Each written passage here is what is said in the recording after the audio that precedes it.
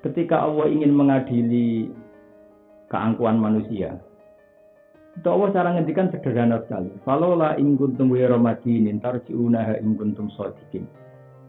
Kalau kalian merasa kuat sebagai manusia, merasa dikjaya karena Anda penguasa, Anda tidak ada punya tanding, Anda orang hebat. Bu ya jangan mati kata Allah. Falola in kuntum ghairu madinin tarji'unaha in kuntum shadiqin. Bu ya kamu yang merasa hebat, merasa dikjaya, kalau pas mau mati itu nyawanya dikembalikan. Jangan mau mati, orang hebat kok mati. Jadi segampang itu, Allah mendidik kita. Kamu kalau merasa hebat, Bu, jangan sakit. Orang hebat kok sakit. Kamu kalau merasa manusia itu kuasa, Bu, jangan mati. Orang hebat kok mati. Kalau lah in kuntum ghairu madinin tarji'unaha in kuntum shadiqin. Jadi saya berharap lewat ngaji Quran dengan tadabbur itu iman kita tambah.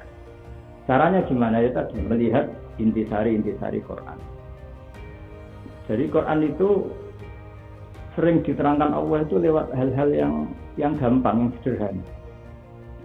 Makanya saya berkali-kali cerita, jangan kira Rasulullah menerangkan Islam itu dengan cara yang jelimet itu tidak. Gampang sekali. Ketika orang-orang kafir Mekah dulu berpikiran bahwa Tuhan itu penyelesai problem. Kemudian datanglah Rasulullah Muhammad SAW dengan mengajak satu Tuhan. Itu pertama orang Arab itu ya menentang. Sampai mereka bilang, Aja'alal alihata ilaha wahida innaha adalah syai'un ujab. Masa Tuhan itu satu Muhammad?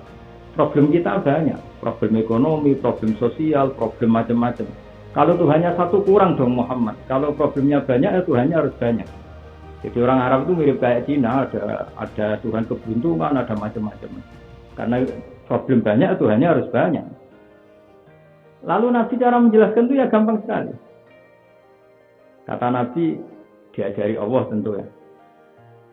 Kalau kalian jadi pembantu, kemudian punya majikan banyak yang perintahnya beda-beda, kamu suka enggak? Dibanding kalau punya majikan satu. Wah ya enggak suka Muhammad. Kalau majikannya banyak, perintahnya beda-beda, kita yang repot. Terus kata Nabi, Tuhan kamu itu majikan kamu. Kalau Tuhannya banyak, majikan kamu berarti banyak. Kalau perintahnya beda-beda, kamu yang pusing. Terus mereka, ya satu saja. Jadi, apa ya, segampang itu dulu Islam dijelaskan, Islam diterangkan.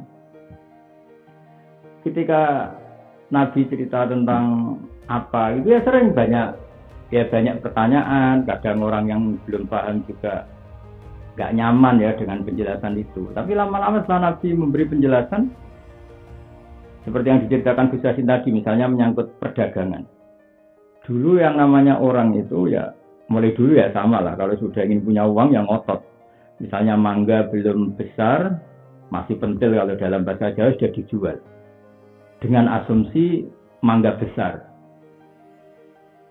Nah itu dulu orang Madinah itu cara berdagang seperti itu. Jadi misalnya semangka masih kecil sudah dijual dengan harga asumsi semangka besar, sehingga harganya sudah mahal. Mangga juga gitu. Dan itu sudah menjadi tradisi di Madinah. Ketika Nabi datang memberi penjelasan, boleh menjual semangka itu ya kalau sudah besar asumsinya ya memang sudah besar, bukan asumsi besar, memang sudah besar. Menjual mangga ya sudah besar, bukan masih pentil. Mereka menolak. Ini sudah berjalan ya Rasulullah, kita selama ini berdagang juga seperti itu. Terus kata Nabi memberi penjelasan, Nabi menjelaskannya mudah sekali. Ara'aitum in mana Allahu as-samra fabima yastakhillu ahadukum mala akhih. Jadi Nabi cara menjelaskan gampang sekali. Misalnya pentil mangga yang masih kecil, yang masih satu nekeran itu masih kecil. Andaikan itu kena angin kemudian jatuh semua. Lalu bayarnya pembeli ini sudah bayar mangga besar. Lalu kamu menerima uang itu atas nama apa? Kalau atas nama beli mangga nyatanya masih pentil. Atas nama dapat mangga nyatanya sekarang kena angin hilang.